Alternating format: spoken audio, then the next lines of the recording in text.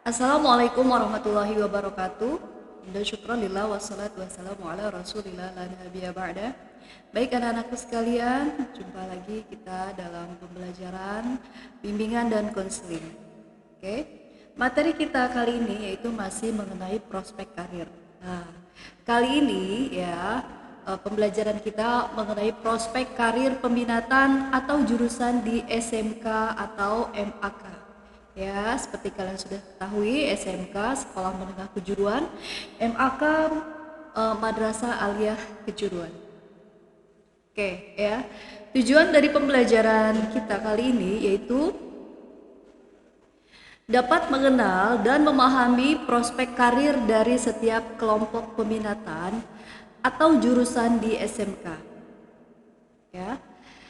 Oke, ada apersepsinya ya. Apersepsi yaitu di sini keadaan di lapangan ya, bahwa mereka yang melanjutkan dari jenjang SMP atau madrasah sanawiyah ke SMA atau madrasah aliyah ataupun ke SMK, banyak yang belum didasarkan pada potensi yang dimiliki oleh peserta didik ya, sehingga pemilihan dan keputusan untuk melanjutkan juga belum didukung oleh kondisi diri peserta didik secara memadai sebagai modal pengembangan potensi secara optimal, seperti kemampuan dasar umum atau kecerdasan, bakat, minat, dan kondisi fisik, serta sosial dan minat karir dari setiap peserta didik.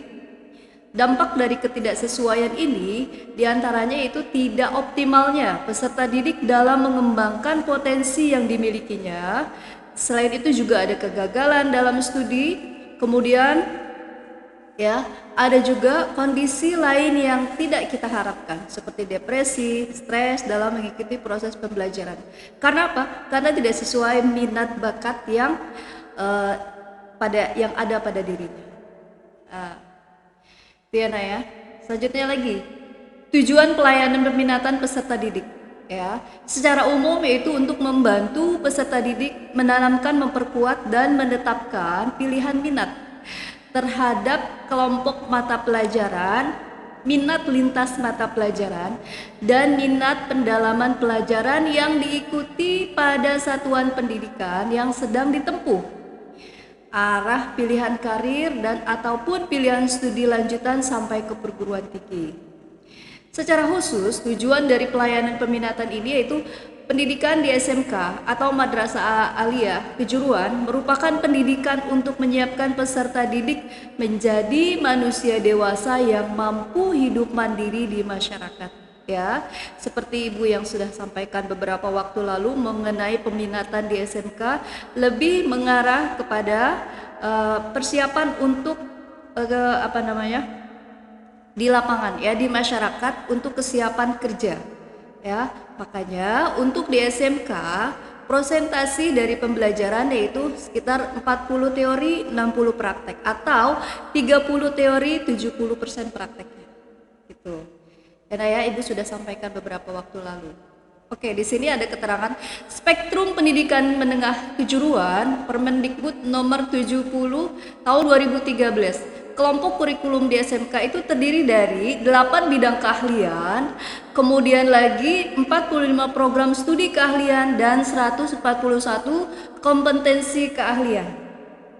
Oke, di sini kita bisa jabarkan lagi. Bidang keahlian tersebut meliputi apa saja? Bidang kesehatan, teknologi informasi dan komunikasi, teknologi rekayasa, kemudian lagi ada bisnis dan manajemen, selanjutnya perikanan dan kelautan, agribisnis dan agroteknologi, pariwisata, seni dan kerajinan.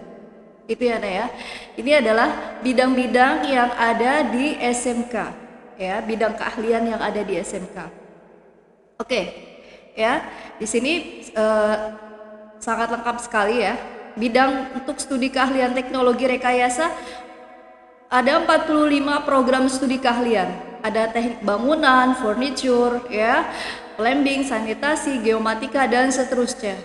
Selanjutnya 141 bidang kompetensi keahlian ya.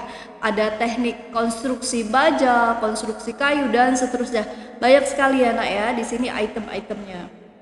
Oke, itu untuk teknologi dan rekayasa. Kemudian lagi ada juga teknologi informasi dan komunikasi. Nah, ya, di sini ada teknik komputer, ya, komputer dan informatika, teknik komunikasi, broadcasting dan seterusnya.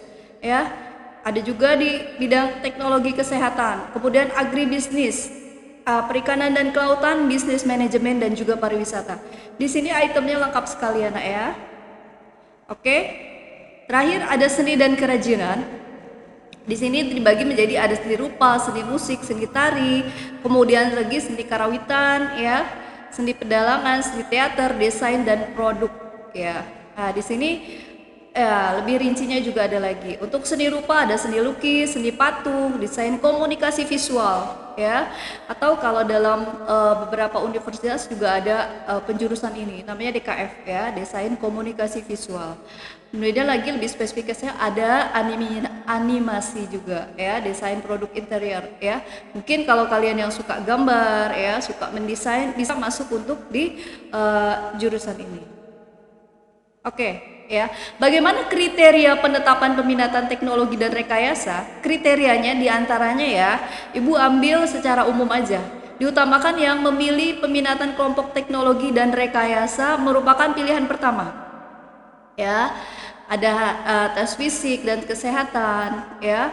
Kemudian lagi nilai ya, rata-rata untuk nilai program studinya yaitu pelajarannya diantaranya matematika dan bahasa Inggris.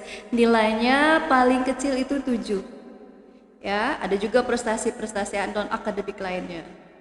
Selanjutnya, untuk teknologi informasi dan komunikasi, bagaimana kriterianya? Diutamakan yang memilih peminatan kelompok teknologi dan ini teknologi dan informasi sebagai pilihan utama ya nak ya. Ini bukan teknologi dan rekayasa, tapi teknologi informasi dan komunikasi. Di sini ada keliru sedikit ya. Kriterianya bagaimana? Memiliki nilai mata pelajaran matematika, bahasa dan bahasa Inggris. Ini ya, kualifikasi untuk nilai-nilai akademik ya. Oke, selanjutnya lagi ya, untuk kriteria peminatan kesehatan itu bagaimana? Diutamakan yang memilih peminatan kelompok kesehatan. Ya. Dan yang tidak kalah pentingnya yaitu untuk rata-rata mata pelajaran ilmu alam dan matematika semester 1 sampai semester 5 atau 6 itu minimal nilainya 7. Nah, kalau kalian yang berminat untuk masuk jurusan kesehatan ya atau analis kesehatan atau teknologi kesehatan itu bisa kalian push dari saat ini ya untuk nilai-nilai kalian ya untuk mata pelajaran IPA dan matematika. Selanjutnya lagi untuk agribisnis dan agroteknologi diutamakan ia memilih peminatan kelompok agribisnis dan agroteknologi sebagai pilihan utama ya nah ya. Selain itu juga nilai-nilai dari mata pelajaran IPA, matematika dan bahasa Inggris itu turut mempengaruhi. Selanjutnya lagi pariwisata diutamakan bagi memilih peminatan pariwisata ya sebagai pilihan pertama. Ya, kemudian nilai rata-ratanya berapa untuk standar untuk pelajaran apa? Ya, diantaranya pelajaran IPA, matematika dan bahasa Inggris. Ya, ini untuk pariwisata. Oke, minimal nilainya itu minimal 7 kalau kalian mau masuk teknologi pariwisata. Ya, Indonesia saat ini ya nak ya sangat beragam ya, ragam dari keberadaan wisata di Indonesia ya, banyak destinasi-destinasi wisata di Indonesia ya, di beberapa provinsi di Indonesia. Nah, kalau kalian ada berminat ke sana silakan ya. Oke, selanjutnya lagi seni dan kerajinan ya, diutamakan bagi yang memilih peminatan kelompok seni dan kerajinan sebagai pilihan yang pertama ya. Barangkali kalian suka handicraft atau suka membatik atau suka kerajinan tangan lainnya ya, membuat seni dan kerajinan lainnya, kalian bisa masuk untuk SMK untuk seni dan kerajinan. Itu ya nak ya. Nah, oke, itu saja ya. Semua pilihan ada di tangan kalian. Ya Nak ya. Meskipun kalian seorang penghafal Quran, tapi tetap kalian harus mempunyai cita-cita. Ya, penghafal Quran itu adalah hal yang utama. Ya, hal menunjang lainnya kalian juga harus mempunyai keahlian-keahlian lain. Oke, ya, tetap semangati diri kalian, jangan pernah lelah, jangan pernah menyerah untuk menuju an-najah. Sukses kalian. Oke, itu saja dari Ibu, ya.